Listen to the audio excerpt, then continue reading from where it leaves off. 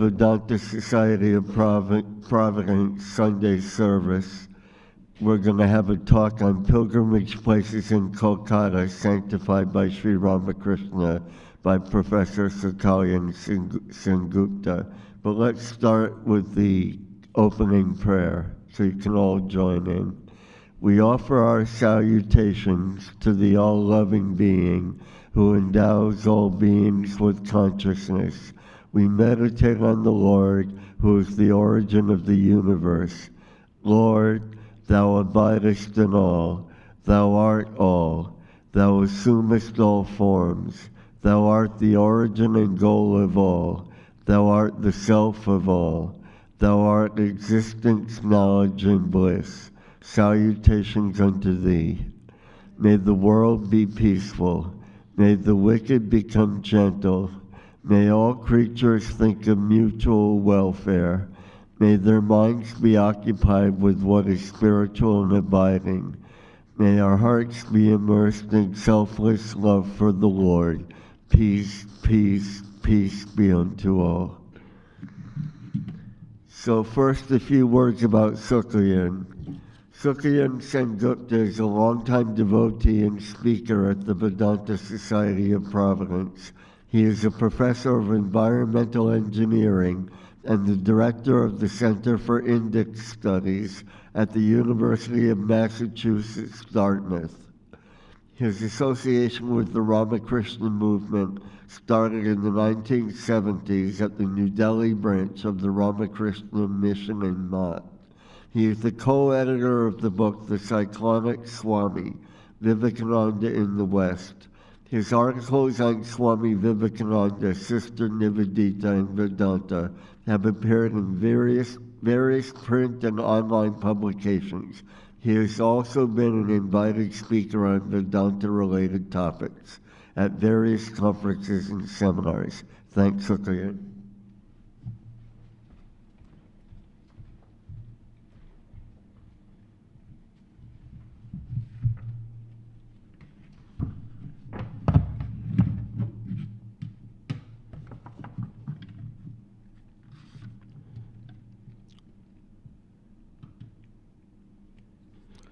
स्थापकाय च धर्मस्य सर्वधर्मस्वरूपिणे अवतारवरिष्ठाय रामकृष्णाय ते नमः. Thank you, Charlie. And today we will take a trip of a certain section of Kolkata, more precisely North Kolkata and the Bagh Bazaar area. But before we do that, I would like to acknowledge three people without whom this talk would not have been possible. Swami Yogatmananda Ji Maharaj for giving me this opportunity. Prithvish Basu, who has spoken on a similar theme here, and he, as you know, he is a walking encyclopedia on Kolkata and Sri Ramakrishna. So he is the one who not only organized these trips, but also filled me in on many trivia and small details, which enriched my understanding. And finally, Swami Chidekananda, who was a monk he's a monk of the Ramakrishna Order right now. He's at Harvard University on a fellowship. Some of you may have seen him when he came to attend Swami Sarvapriyanandaji's lecture the day after the retreat. So his articles has provided me with the scaffolding to give this presentation. So pilgrimage, as we all know, is a very important component of our spiritual life. And in this particular case, the pranam mantra that we said about Sri Ramakrishna, Avatara Varishtaya, the greatest among the avatars, one of the reasons I think we can justify this is from the fact that Sri Ramakrishna's love for the devotees, his hunger to spread, disseminate the spiritual powers that he had acquired over long periods of sadhana was so great that he's perhaps the only avatar who kept going to places, or even though he was stationed at Dakshineshwar, and you see the picture, for 30 years of his life. I mean, just to give you a brief timeline, he was in his mortal frame for 50 years. First 16 years, you can say, he was at Kamarpukur. Then he comes to Kolkata in 1852. For 3 years, he is in Jhamapukur. And then for the next 30 years or so, he is stationed in Dakshineshwar. And then the last year, split between, you can say, Shyampukur and Kashipur. And we will visit those places as well. So even though he was stationed at Dakshineshwar, he came to Kolkata often.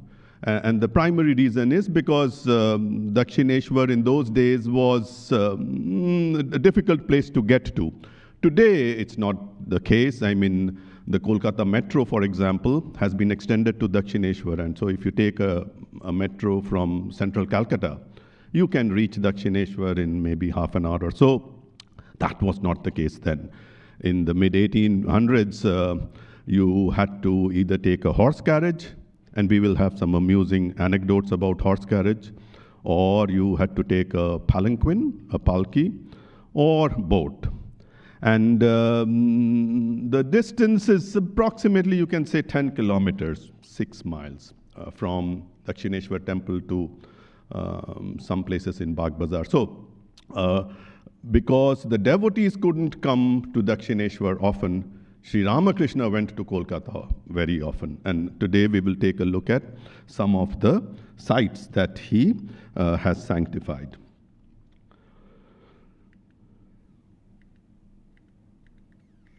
So just to put this into context, why do we need to go on a pilgrimage? For a variety of reasons. The primary, of course, is that these pilgrimage sites do have very strong vibrations because of the association with the saint, or association with a particular form of the deity, or the combined vibrations of many, many pilgrims who visit that place again and again.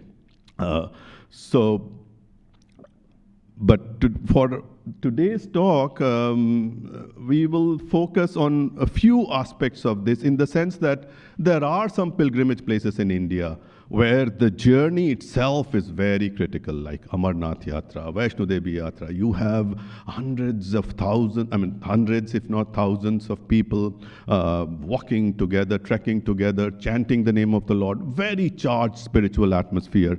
But today's sites, they aren't really of that kind. Here, we will be more associated with the Leela of Sri Ramakrishna. So Avatar, when he comes, the Avatar, of course, that plays in a divine play, the Leela. And in Sri Ramakrishna's case, the Avatar Leela, the Leela Kshetra, the area where this Leela was enacted, part of it in Kolkata. So that's what we will focus on. And the idea is that once we start thinking about this, what we call Leela Dhyan or Leela Chintan, that will help us in our spiritual growth in terms of when we sit down to meditate, etc.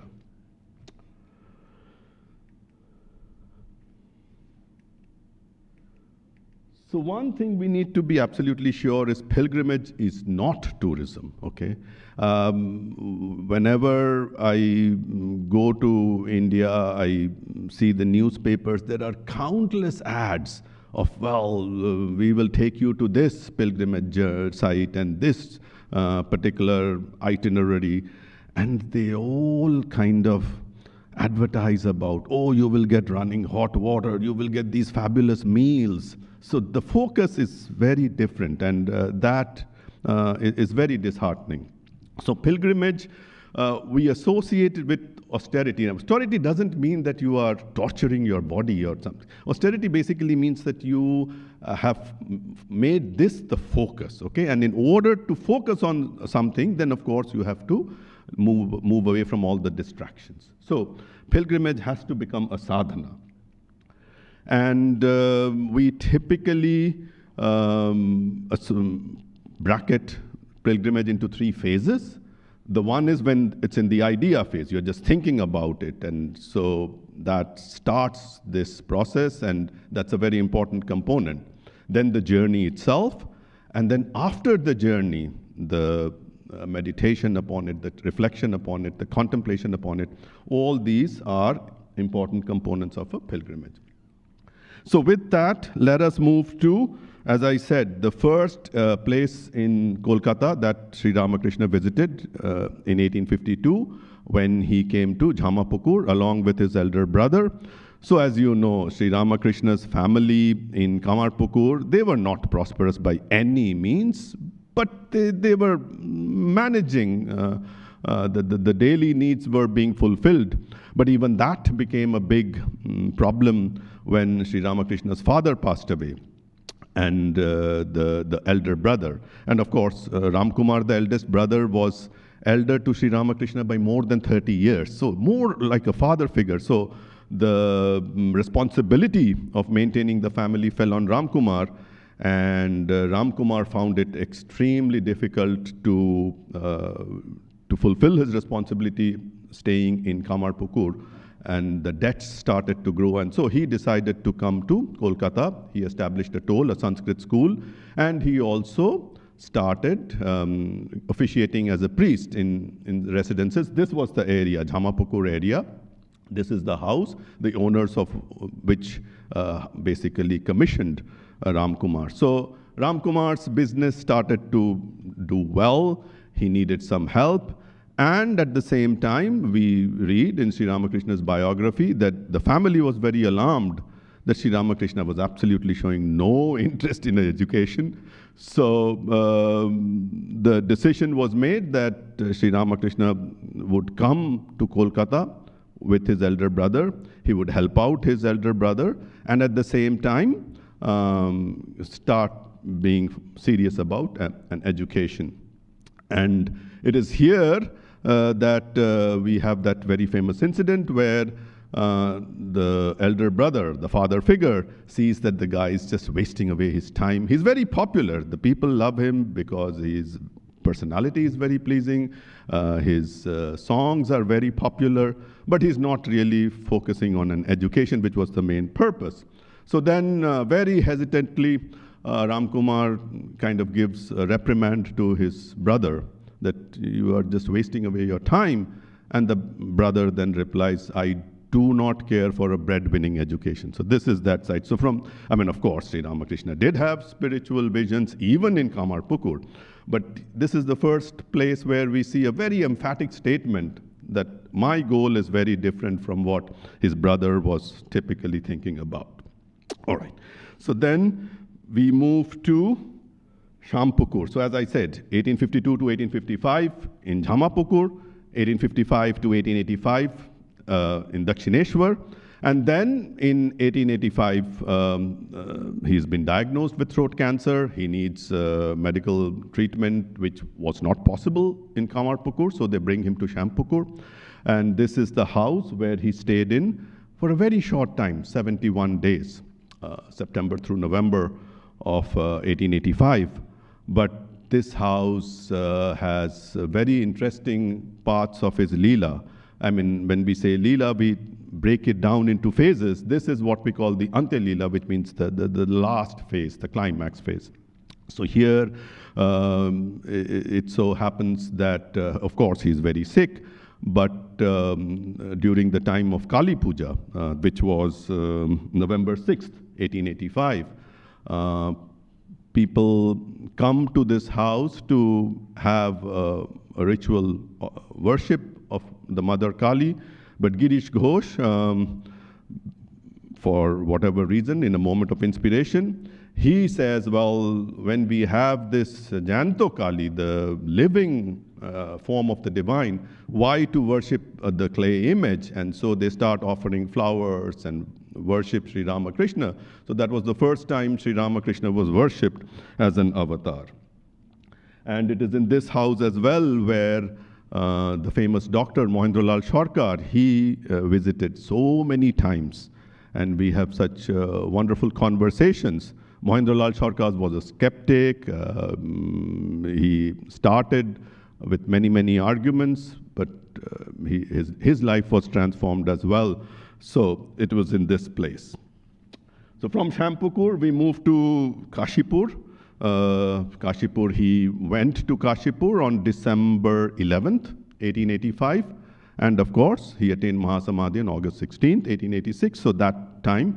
And when we talk of the Leela, of course, the primary incident would be January 1st, 1886, Kalpataru, which we also observe here, and it's observed throughout the world. But besides Kalpataru, there are some other very important factors as well. One is that the seeds of the Ramakrishna order were established here. I mean, there's an impression, general impression that, well, Swami Vivekananda, he came to the United States and the West, and then he was impressed by the power of an organization, a religious organization, and so he decided to form the Ramakrishna order. That's not really true. We know Sri Ramakrishna's instructions about forming this kind of an organization or order, and his there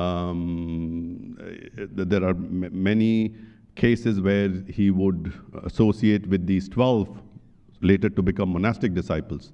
I mean, when we say Sri Ramakrishna's monastic disciples, we count 16. But in Kashipur, there were 12. And with these 12 people, he, in closed doors, he would give many, many spiritual instructions. So the point that I'm trying to make is his role, Sri Ramakrishna's role in formation of this order is paramount. Then it was in Kashipur that this movement became kind of a joint venture between so-called monastics and householders. I mean, it was there in Shyampukur as well, but in Kashipur we find the first case where Sri Ramakrishna gives these instructions. Shuren, you will pay the 80 rupee rent that is needed for this house per month. Balaram, you will pay for all these groceries, etc., etc. So he brings in these householders in a very close partnership with the monastics. And just 2-3 days before his passing away, we know of that famous story where Naren was sitting by the side of his bed and thinking, is he really an avatar?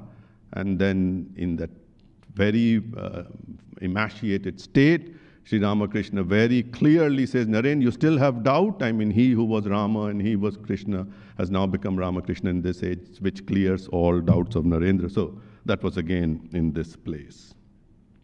And one incident which I like very much, not very well publicized, is the incident with Nishtarini Devi. Nishtarini Devi, the wife of Navagopal, very famous devotee of Sri Ramakrishna. She makes, at her home, she makes this sweet called Shandesh, which I'm sure all of you have had. We typically have platefuls on special Tithi Pujas in the basement. So she makes this Shandesh, and she thinks, oh, why wouldn't it be so nice if I could feed it to Sri Ramakrishna? And she comes to Kashipur, and of course Sri Ramakrishna's condition is very serious. He's vomiting blood, he can't even swallow milk. But she comes to his room, Sri Ramakrishna's room. Sri Ramakrishna says, what do you want? And she says, I want you to have a Shandesh. So Sri Ramakrishna, with great difficulty, takes a Shandesh, eats it. He says, are you satisfied? She says, no, I want you to have another one. And with even more difficulty, he takes another one, and somehow he swallows it or eats it. And then he says to Nishtarini Devi, okay, now are you satisfied? He says, no, I want you to have another one. Sri Ramakrishna says, no, no more. My body will just not allow anymore. So, okay, so then we come to the place in Kolkata which is considered the most important geographical location, Balaram Mandir, or the house of Balaram Bose in Bagh Bazar. This is the house that Sri Ramakrishna visited more than 100 times. And this was the only house in Kolkata where he spent the night, apart from Shyampukur, and Kashipur. There are many other houses he visited for parlor talks. But nights he would spend only at Balaram Babu's house. So Balaram Bose, I mean, it's very interesting, the house that we today call Balaram Mandir, because Sri Ramakrishna himself said this was to be a mandir. It actually didn't belong to Balaram Bose. It actually belonged to his cousin, Hori Ballabh. Hori Ballabh, and Balaram Bose, they come from a very aristocrat family, but their primary land holdings, they were a landed aristocracy, their land holdings were mainly in Odisha and also in Vrindavan. So for those of you who have visited Vrindavan, I'm sure you have visited Kalababu's Kunjo. That is actually Balaram Bose's property. Anyway, so they spent most of the time in Odisha, but the family was very prosperous. They had lots and lots of land to manage, but Balaram Bose was showing no signs of any interest in all that. He was very happy. This is a very Vaishnavite family. He was very happy with the typical spiritual lifestyle of a Vaishnav in terms of chanting the name of the Lord, taking very sattvic food, etc., etc. So you had no interest in the business. And Hori Ballabh thought that maybe if I can entice him to come and stay in Kolkata, he will get more interested. And so the plan is made that he comes to Kolkata, Balaram Bose comes to Kolkata to have his daughter married, for his daughter's marriage. He stays for a while, but then again he goes back to Odisha. And then a letter arrives. This is a letter from one of his friends who's a Brahmo. And the letter says that if you want to visit a real saint, there is a Paramahamsa in Dakshineshwar, you should visit him. So, piqued by that letter, Balaram Bose comes to Kolkata and he goes to Dakshineshwar. And the very first meeting, very interesting. I mean, he goes to Dakshineshwar, there's always a group. So there's a group that is sitting in that very famous room, Sri Ramakrishna's room, and Balaram Bose was very shy, very humble. He just sat in one corner. And then when Sri Ramakrishna's parlor talk was over, the crowd dispersed. He went up to Sri Ramakrishna. Sri Ramakrishna said, "Do you have any question for me?" He said, "Yes, sir. Can we see God?" And again, this question comes up so many times in the gospel. And Sri Ramakrishna again says, "Absolutely, why not?" And so Balaram says, "Well, why can't we see him?" And then Sri Ramakrishna says, "Because you don't have that yearning, that vyakulata." And Sri Ramakrishna, again, is very cryptic remarks. He says, you see, you should do something for this. Sri Ramakrishna never said I. He was always just point to his, you should do something for this. And Balaram Bose thought, maybe he's just saying you should contribute something. So the next day, he goes to the market, buys some groceries, and then brings with the grocery with him to Dakshineshwar. And Sri Ramakrishna says, "Oh, you have come again, wonderful, you have brought all this, great." Then Sri Ramakrishna starts inquiring about Balaram. "Okay, where are you from?" "Oh, okay." And then he says to Hriday. Hriday, of course, is his nephew, who's also his attendant. "Hridu, didn't I say that famous scene where Sri Chaitanya is dancing and there is a group, big group, dancing and singing, walking on the street? And didn't I say there were two people that I distinctly recognized? Balaram, you are one of them." So immediately he has embraced Balaram into his group. And from then begins this wonderful, wonderful relationship. Balaram Bose, as I said, even though he was from a landed aristocracy, his monthly income or pension or whatever you can say was 250 rupees per month. It was a pretty big sum in those days, but by no means to live a princely lifestyle. So he had to be very careful about his finances.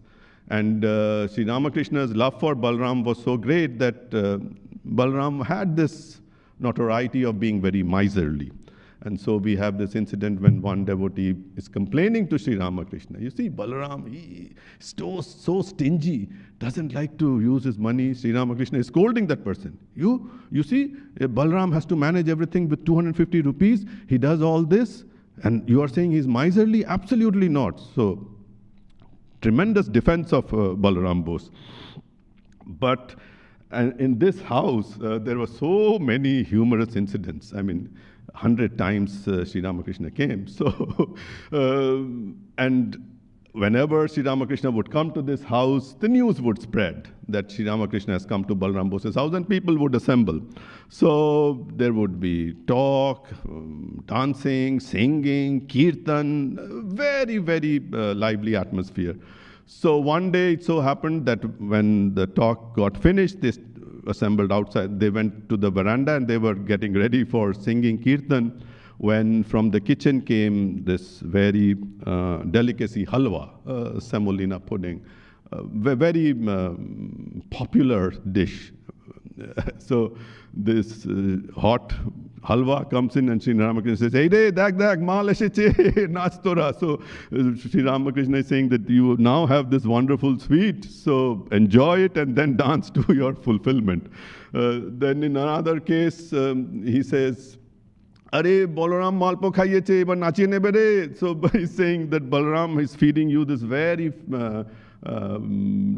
lovely sweet. It's called malpua. And so now he will extract his pound of flesh and you have to dance, you have to sing, you have to do all this because you have taken this from him. All right. So then one again, I talked about horse carriage. This was the way to get to Dakshineshwar from Bagh Bazar. So once it so happened that the fare in those days from Balaram's house to Dakshineshwar was about 3 rupees, okay? And the horse carriage fare. So one day, Sri Ramakrishna has come to Balaram Mandir and is now about to return. Balaram fetches a carriage, horse carriage, and gives Sri Ramakrishna 12 annas. 12 annas is 3/4 of a rupee. So the rent is 3 rupees. He is giving Sri Ramakrishna 3/4 of 1 rupee. And he says, "Well, this carriage will take you to Dakshineshwar." Sri Ramakrishna says, "Hey, I mean, just 12 annas, how will this take me to Dakshineshwar?" He says, Yo, don't worry, I have negotiated with the carriage man. So Sri Ramakrishna gets into the carriage. Slowly the carriage is going in Boranagar, which is kind of, you can say, halfway, the carriage breaks down. I mean, the carriage stops. So Sri Ramakrishna inquires with the coachman, "What happened?" He says, "Sir, this horse is a very old horse. He needs some rest." So Sri Ramakrishna says, "Oh, what did I say?" Then again the horse starts. After after some distance, the wheel of the carriage comes off. Accident. So big problem. All right, then I will just mention one more incident or 2 more incidents which tell us how much Sri Ramakrishna loved his family. Balaram Bose's wife, Krishna Bhamini, and Balaram Bose, both were very strong devotees of Sri Ramakrishna. So once Krishna Bhamini fell ill. The news reached Dakshineshwar. So Sri Ramakrishna told Holy Mother, "You see, Krishna Bhamini is very ill. Why don't you go and see her at Balaram Mandir?" So Holy Mother says, "How can I go? I mean, there is no horse carriage available, there is no palki available, there is no boat available at this time." So Sri Ramakrishna, in a bit of an annoyance, in a bit stern voice, he says, "What? This lady is so sick and you can't even go to visit her? Walk if you have to." So Holy Mother, of course, has no choice, and she's just about to start walking when providentially they get a palanquin, a palki, and then that's how she goes. Then once Balaram Bose and his family, they come to Dakshineshwar, and the time has come for the family to return. So they came by boat, they returned by boat. So Sri Ramakrishna accompanies them to the Chandni Ghat, and then they get into a boat. The boat slowly goes midstream, and as it goes out of sight of Sri Ramakrishna, the clouds become very dark, kind of like today's weather, and gusts, and so there's a pretty severe storm. And Sri Ramakrishna is so anxious.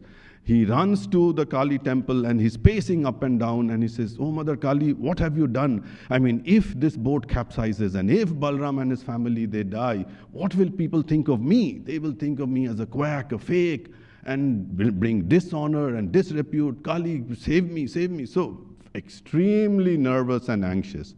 And seeing his condition, Swami Yogananda, Yogin at that time, he decides to walk the 10 kilometers to Balaram Bose's house to get some news. So he goes, this is in the evening, 10 kilometers he walks, goes to Balaram Bose's family, comes back at 11 o'clock in the night, and he tells Sri Ramakrishna, I've been to the house, they are all safe, no problem.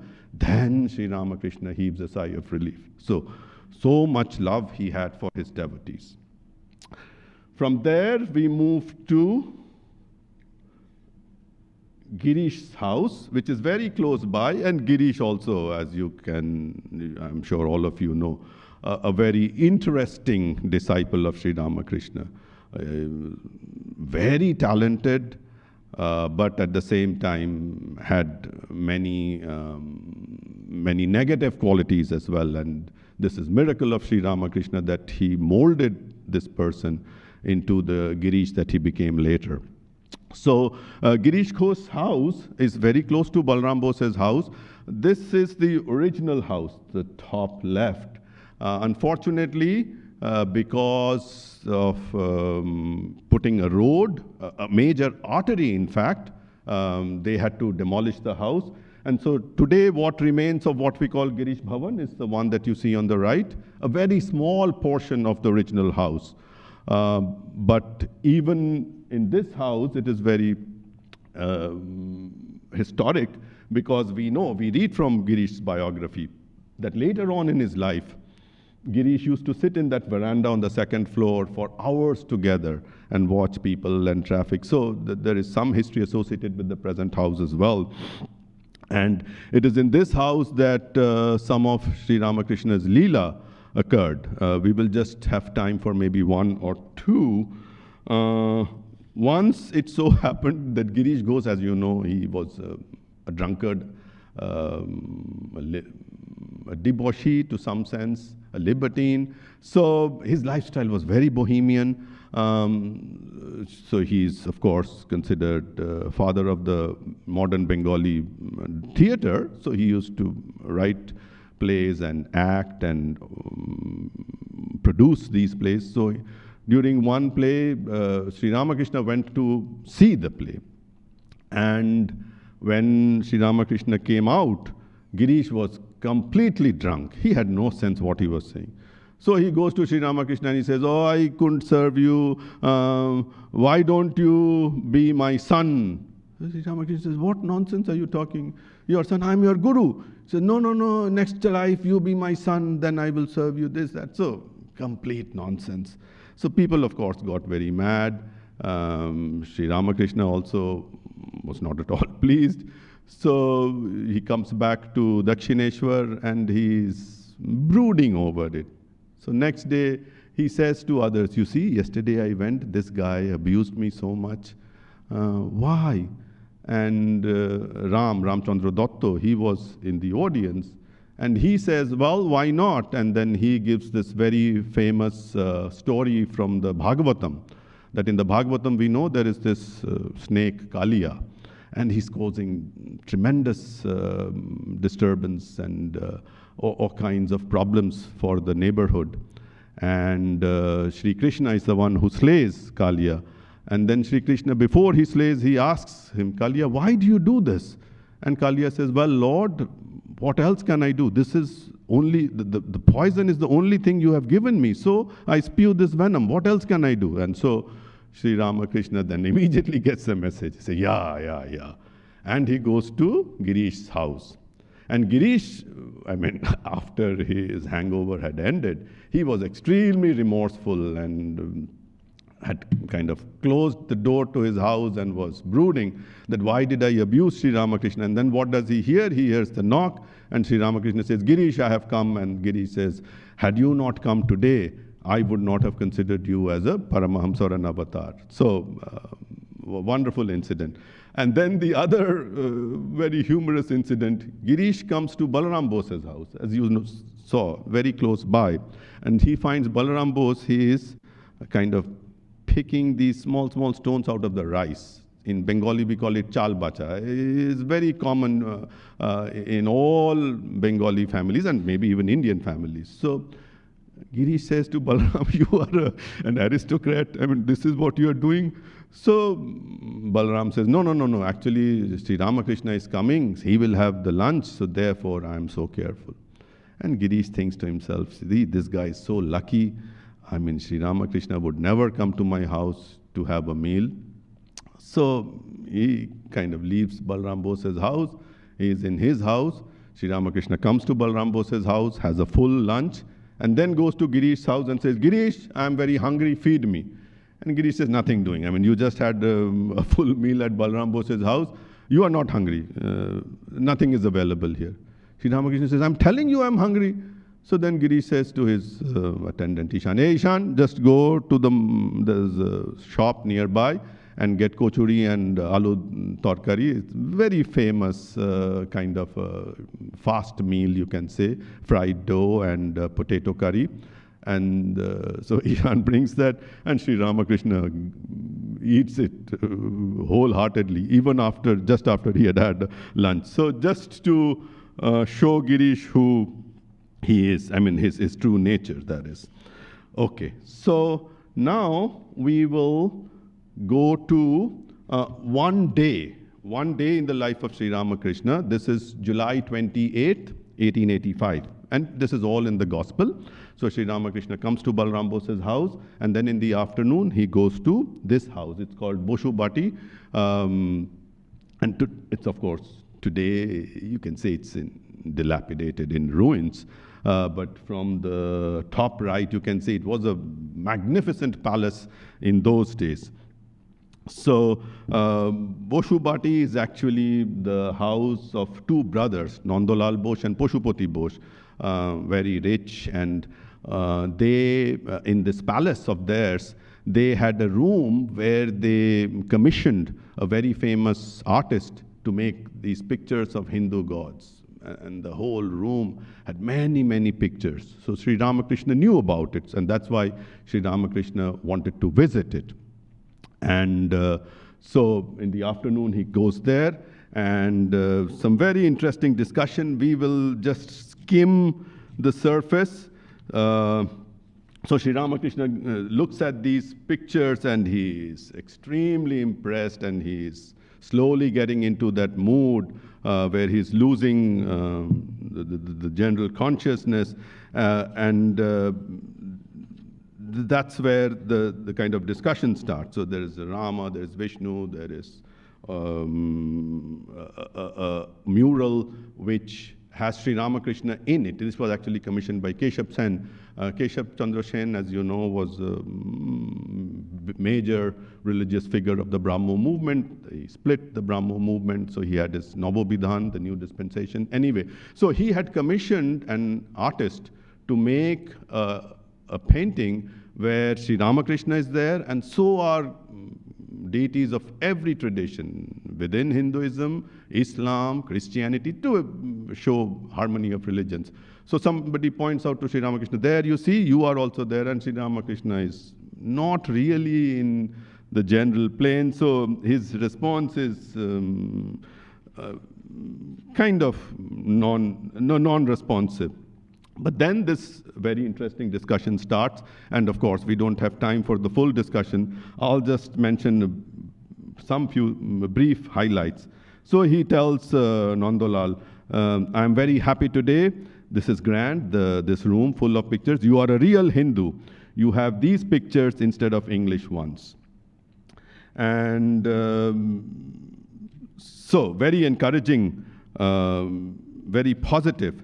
And then this discussion starts, and Nandalal Bose is very argumentative. So let's see a snippet of that. So the conversation starts, Nandalal Bose says, how little we think of God. And Sri Ramakrishna says, one thinks of God through his grace. And this is where Nandalal starts his argumentation. He says, but how can we obtain God's grace? Does he really have the power to bestow grace? And Sri Ramakrishna, of course, you can imagine what his response is. He says, I see, you think as these intellectuals do, one reaps the results of one's actions. Give up these ideas. The effect of karma veers away if one takes refuge in God. So Sri Ramakrishna anticipated actually what Nandalal Bose was about to say, that if the law of karma is so sacrosanct, how can God bestow grace? Because everything that's happening is because of the law of karma.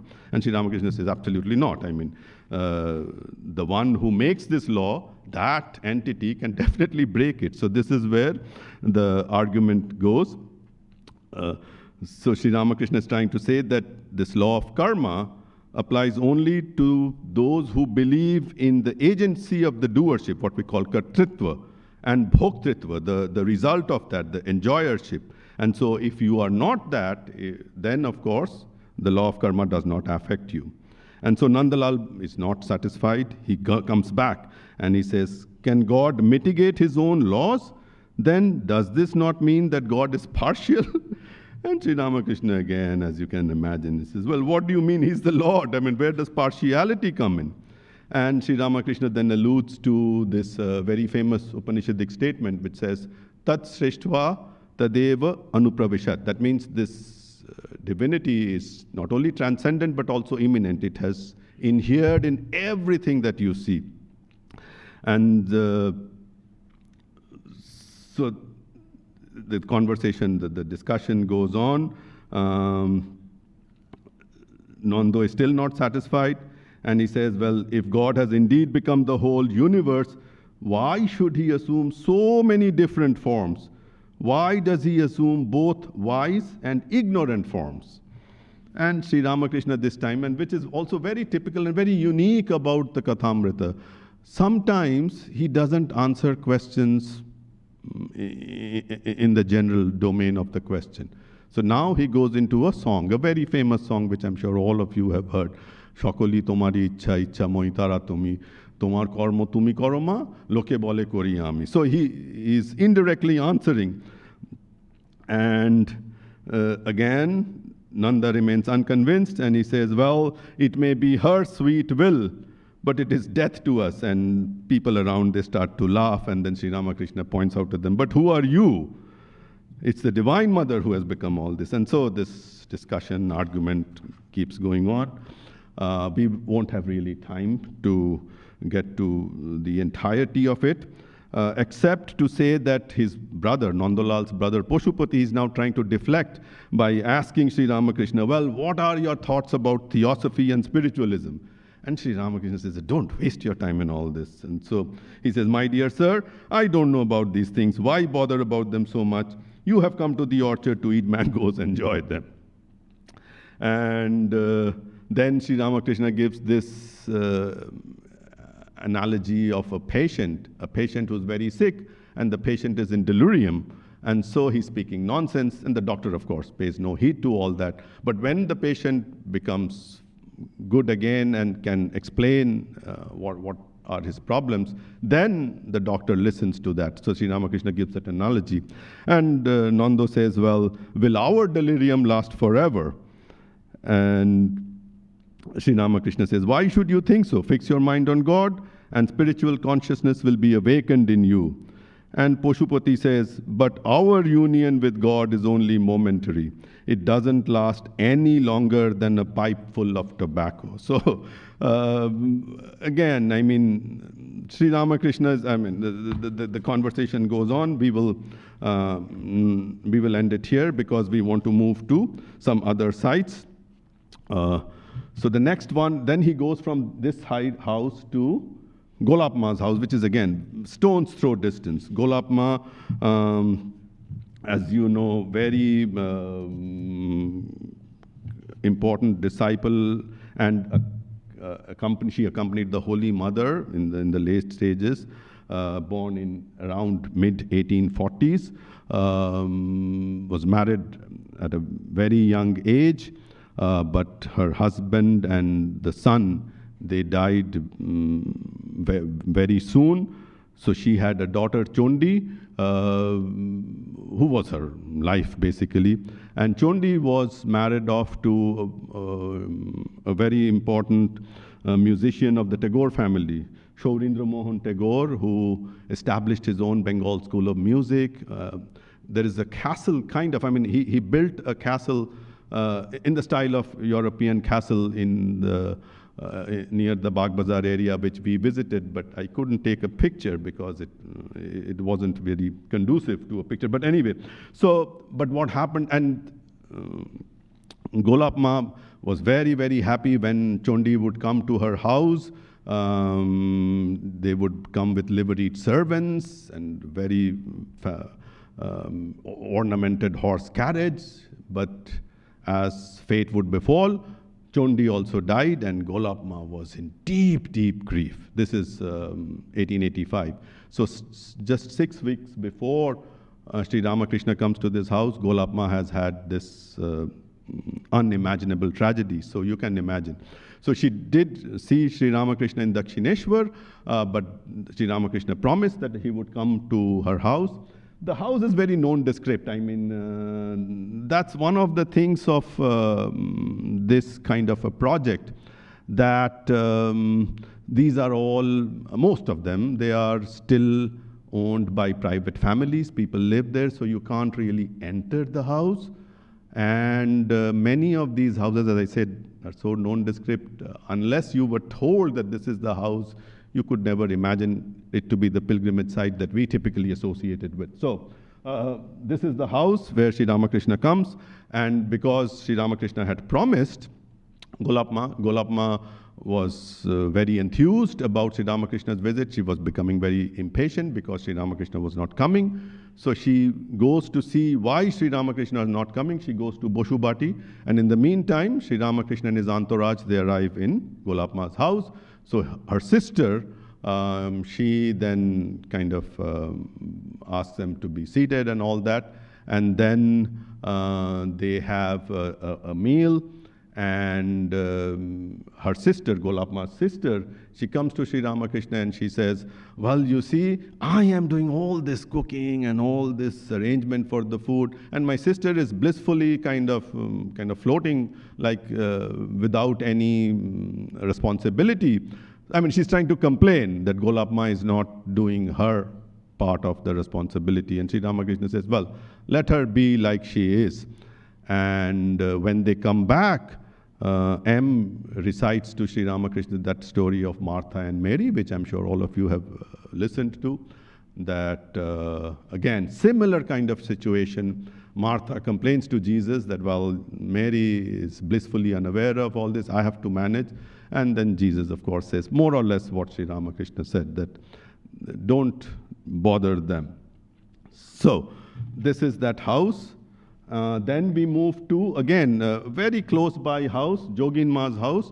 Jogin Ma, again, major figure in Holy Mother's life, because she stayed by Holy Mother for many, many years.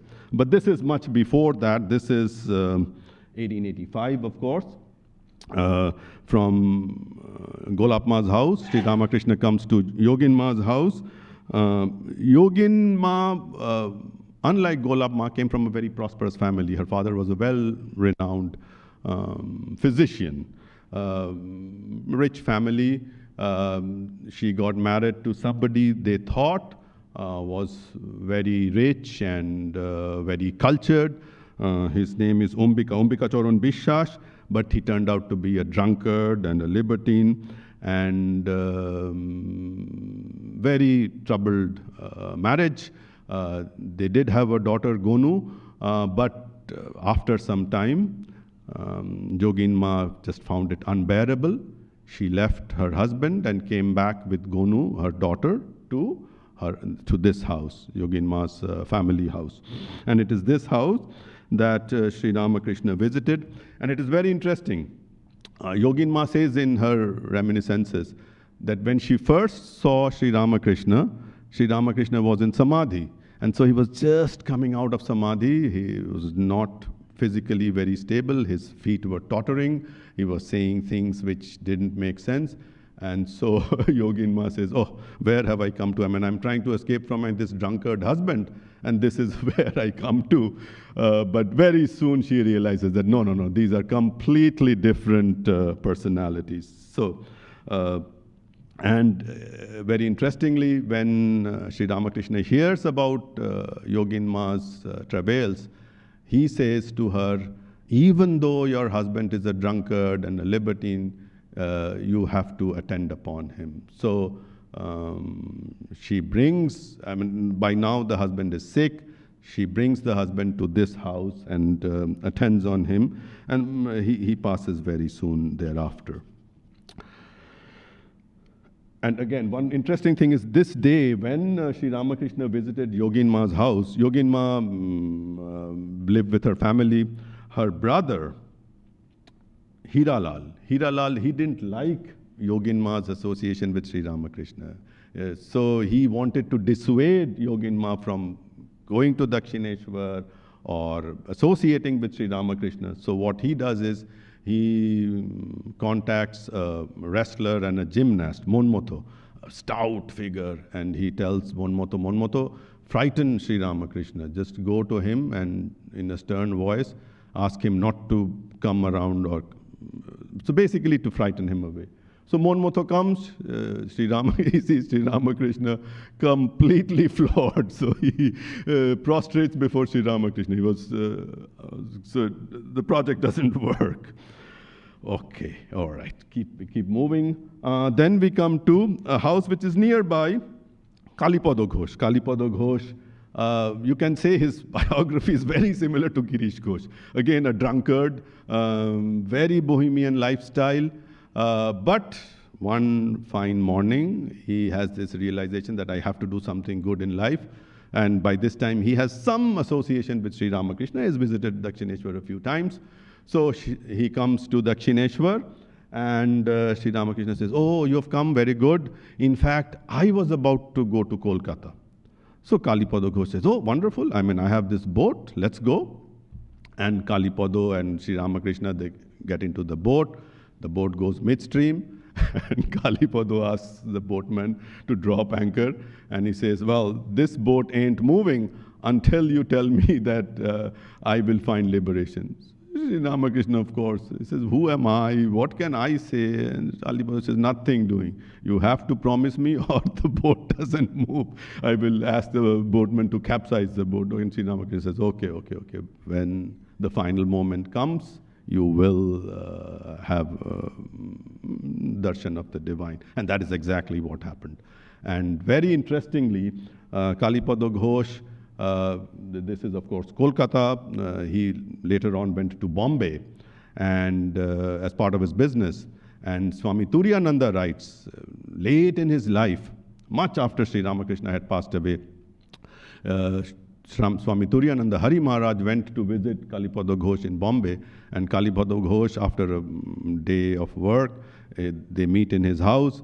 He pours a drink, he takes a sip, and says, Jai Ram Krishna, Jai Ram Krishna, Jai Ram Krishna. And so Swami Turiyananda says, this guy is actually consumed by Sri Ramakrishna, even though he didn't leave alcohol completely, but his mind is completely in Sri Ramakrishna.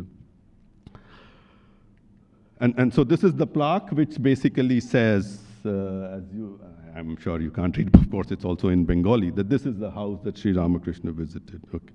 And so one of the ways you know of a historic site is if you have plaques like this, which tell you, well, this is the date. Not all the houses. Okay. All right, so from Kalipada Ghosh's house, we move to another house, Dinanath Bose's house. And this house is famous because this is the first house in Kolkata that Sri Ramakrishna visited, 1877. Most of our visits are in 1882, 1883, 1884, 1885, but this one was 1877. So it has a very historic significance for us. And the plaque says that, well, this is the house where when Sri Ramakrishna came, he met Hari Maharaj, Swami Turiyananda, Gangadhar Maharaj, Swami Akhandananda, and a few other, and even Girish Ghosh. And I think the first time Sri Ramakrishna met Girish Ghosh was in this house, though accounts differ. So, but anyway, very important house. So from Dinanath Bosu's house, we come to I mean, these are houses where Swami Abhedananda Kali Maharaj, this is his house where he was born. And to the right, this was the house where Gangadhar Maharaj was born, but that house has been demolished. So this is a new house. And so I just took this picture. From there, we move to Captain Vishwanath Upadhyay, as you know, a very big devotee of Sri Ramakrishna, was associated with Sri Ramakrishna for many, many years. He was actually from Nepal, and very interesting biography. He came as a merchant or kind of a manager to Kolkata, and his warehouse, what happened is it used to get flooded. I mean, Kolkata was very prone to floods in those days and even today. Whenever there is high tide, you have so many areas of Kolkata submerged. So what would happen is that he used to store these logs, and during these events, these logs would get washed away. And so he ran into a big problem with his employer that, well, what's happening? Why are all these pieces missing? So he comes to Sri Ramakrishna and he says, you see, my employment is at stake. What do I do? Should I tell a lie or should I just confess? And Sri Ramakrishna says, just straight away say the truth. And so he goes to the king of Nepal and he gives this explanation that, well, this is why these logs are missing. And the king of Nepal is very pleased with the honesty of this individual. And he then, not only does he not remove this guy from service, he brings him to a much more elevated position as the representative of the government of Nepal or the king of Nepal to Kolkata. So very prestigious position. So he is indebted to Sri Ramakrishna and he was very strong follower. But as I said, carriage fare plays a very important role. One day, Sri Ramakrishna comes to this house, imposing house, but today it's a restaurant. So it's called, I think, the Bagicha restaurant. Anyway, so Sri Ramakrishna comes to this house and the time has come for him to leave to Dakshineshwar. And so whenever Sri Ramakrishna would come to a house, whoever is the host would pay for the carriage fare. That's standard practice. So it was expected that captain would pay, but when captain goes to the inner part of the house, his wife says, "Kya baat?" They speak in Hindi, and the captain's wife refuses to pay this carriage fare. So the captain comes out sheepishly, a very rich man, representative of the king of Nepal, and he says to Sri Ramakrishna, "Sir, please ask Ram to pay the carriage fare. I cannot." So very interesting incident. All right. So from captain's house, we come to perhaps this is where we will stop because it's 5:58. Kishori Mitra house, a very historic site, because this is the place on May 2nd, 1885. Sri Ramakrishna came. It was a Brahmo place, Nandan Bagan. It was a Brahmo assembly place, and this is the only time that Sri Ramakrishna met Rabindranath Tagore. Tagore was only 23, 24 years old at that time, but pretty well known. So Rabindranath Tagore sang a few songs, and Sri Ramakrishna, when the time came, I mean, after his talk, as was the custom, you not only paid the carriage fare, but you also fed your guest. But there were no signs of any food or anything, and so Rakhal, who later on became Swami Brahmananda, he angrily tells Sri Ramakrishna, "Well, they are not at all concerned about feeding us, let's go." And Sri Ramakrishna, I mean, if he would be in this samadhi, muhur, but when he would be in the normal plane, extremely practical. So he says to Rakhal, "You see, if we go now, number one, who will pay the carriage fare? Number two, what will we eat once we get to Dakshineshwar? We will reach late in the evening, in the night. Where will we get any food?" And M writes, this is not Sri Ramakrishna's words, but M writes that Sri Ramakrishna also had it in mind that if he walked away from that house, it would be so inauspicious for this family.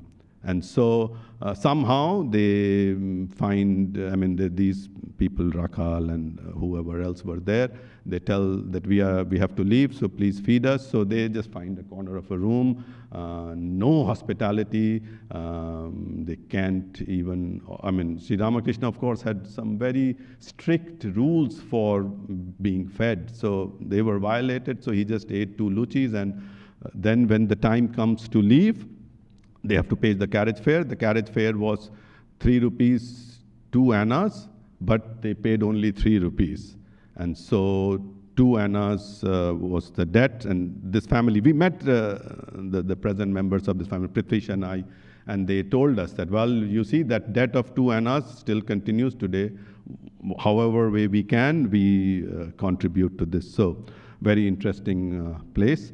It's 6 o'clock. I had a few more slides about Keshav and Kathamrita Bhavan M's house, but we just don't have the time.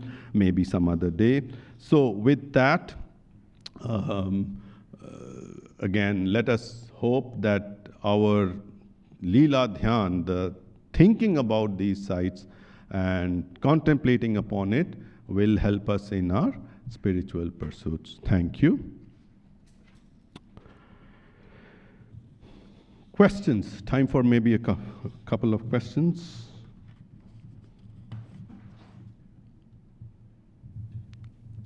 Jitendra, any questions upstairs? Wonderful, wonderful. Previous slide.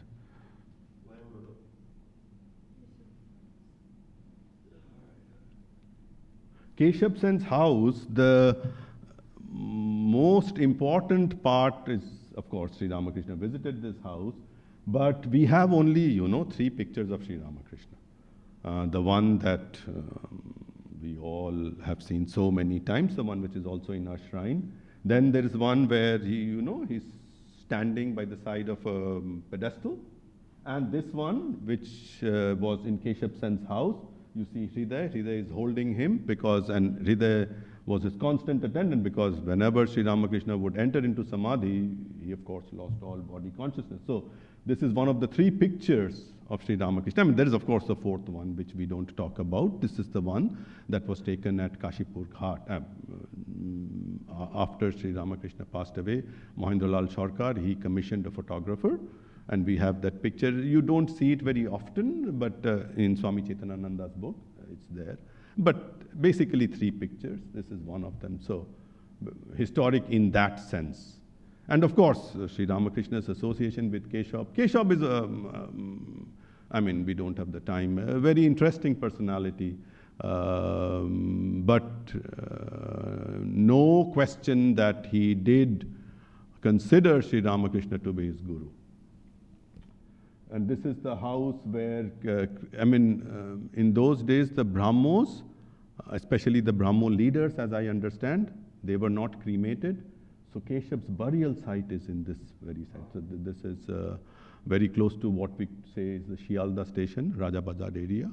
Of course, the original Keshav's house was on a lot more property. Today, a big part of that has gone to a girls' college. So as you enter from that main road, what you first see is this girls' college. When you cross the girls' college, you come to this part of Keshav's house. There is a pretty nice lawn even today, very well maintained. I don't know who manages it.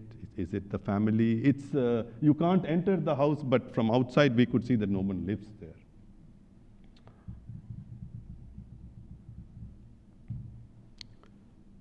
Any other question? Okay, Charlie, here you have your...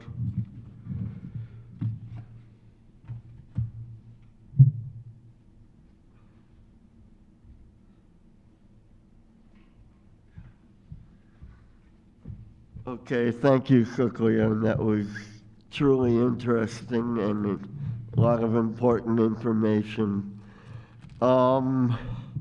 Let's see. Daily morning and evening meditations will take place as usual. And the Sunday service next week will be some teachings of Jesus Christ. And Sunday, December 17th will be the monthly, well, that's the Connecticut meeting if people want to go to that. And we'll end with the closing prayer. And after that, we'll have RT in the chapel, or you can stay in here, but you take your shoes off if you go in the chapel. And soup supper after that, so don't leave yet. The closing prayer, you can join in. May the divine, who is Father in heaven of the Christians, Holy One of the Jewish faith, Allah of the Muslims, Buddha of the Buddhists, Tao of the Taoists, Great Spirit of the Native Americans, Ahura Mazda of the Zoroastrians, and Brahman of the Hindus, lead us from the unreal to the real, from darkness to light, from death to immortality. May the all-loving being manifest himself unto us and grant us abiding understanding and all-consuming divine love.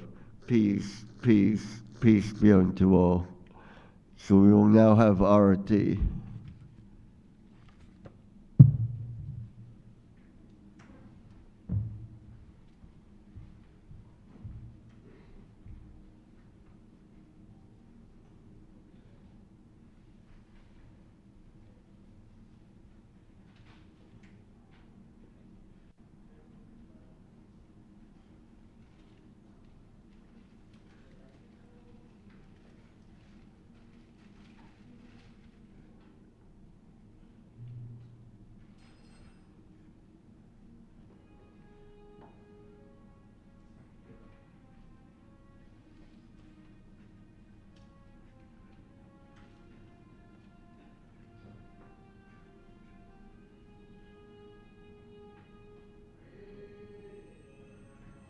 All our worldly bondage and adored by all, we adore you too.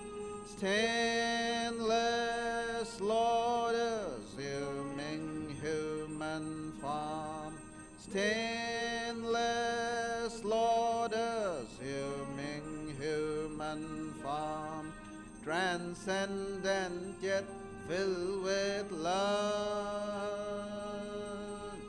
You free us from the stain of sin and ornament our world. Consciousness is a form. Your eyes always purified by knowledge. Your eyes always purified by knowledge. Looking at them, delusion is gone. Ocean of shining love and feeling, error inebriated in your infinite love. Your feet always dear to your devotees. Your feet always dear to your devotees. From our boat to cross this world, revealed to us as God incarnate and the Lord of all things, helping us join with you. Your mind's always set in the divine light. Your mind's always set in the divine light. This we can see through your grace. Destroyer of worldly sorrow and compassion, so infinite is your work. Your light offered for the world's deliverance. Your life's offered for the world's deliverance, saving us from darkness and fear. Renouncer of all lust and lucre, therefore you were always spurning sensual life. Lord of monks, you are the best of men. Lord of monks, you are the best of men. Grant to us pure love for you.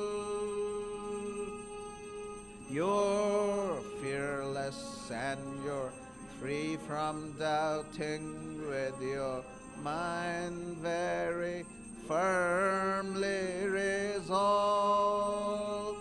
Causeless refuge of your devotees, causeless refuge of your devotees, renouncing caste and birth. Our treasure is your holy feet, which take us very soon across this puddle of life. You give love and even-sightedness.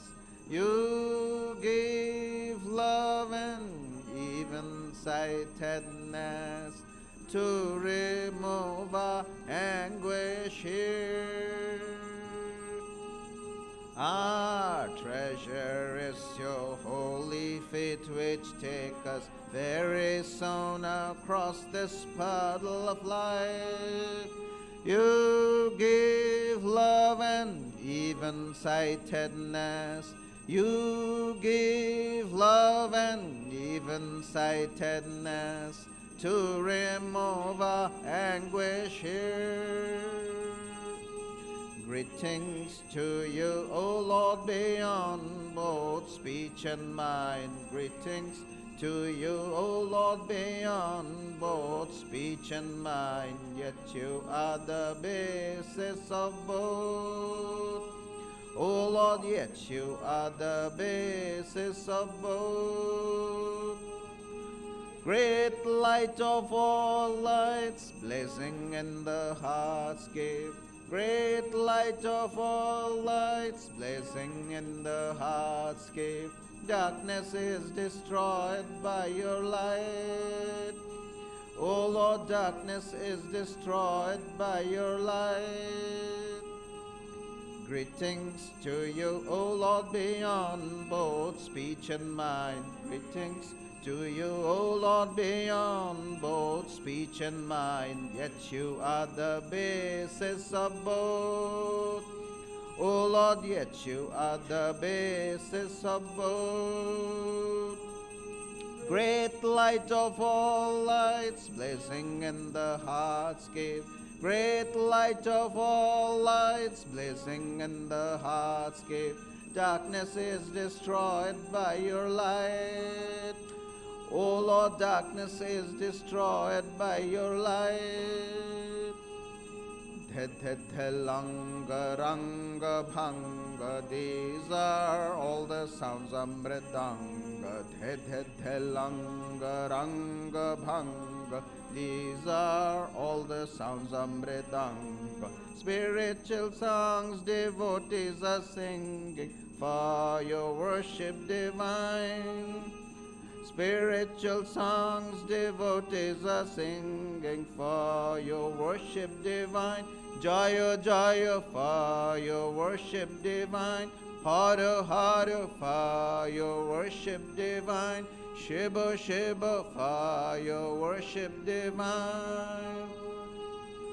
Breaker of all our worldly bondage and adored by all, we adore you too. Jai जय श्री गुरु महाराज जी की जय।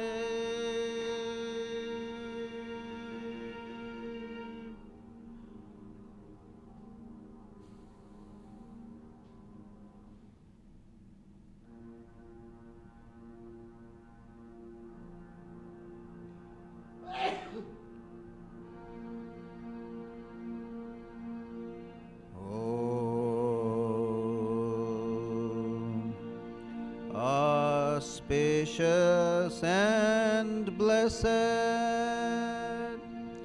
graciousness sublime, all noble ends you give to us, granting us refuge, all seeing glory. O Mother Divine, our love to you. Creation, preservation, dissolution are your powers, eternal one. Nature's real basis, nature's essence.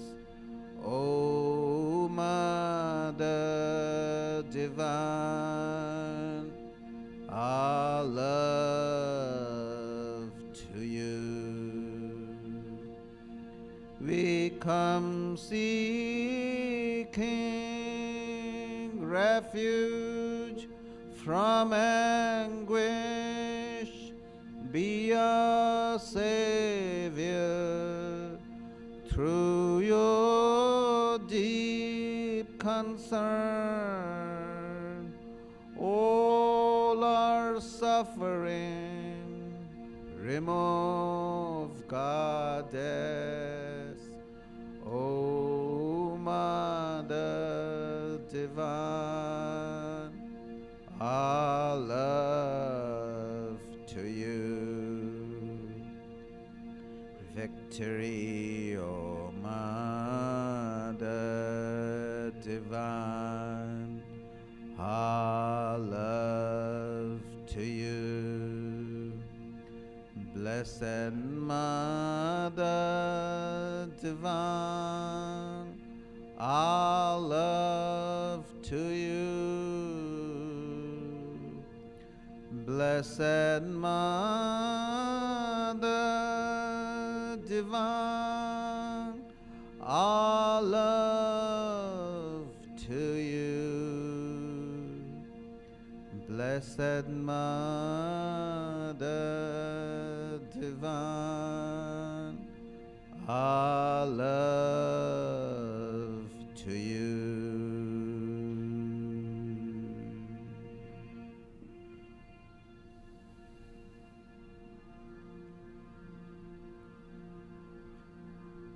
Jai Sri Ramakrishna Dev ki Jai. Jai Shri Sarda Devi ki Jai. Jai Shri Swami Vivekanand ki Jai. Jai Shri Buddhadev ki Jai. Jai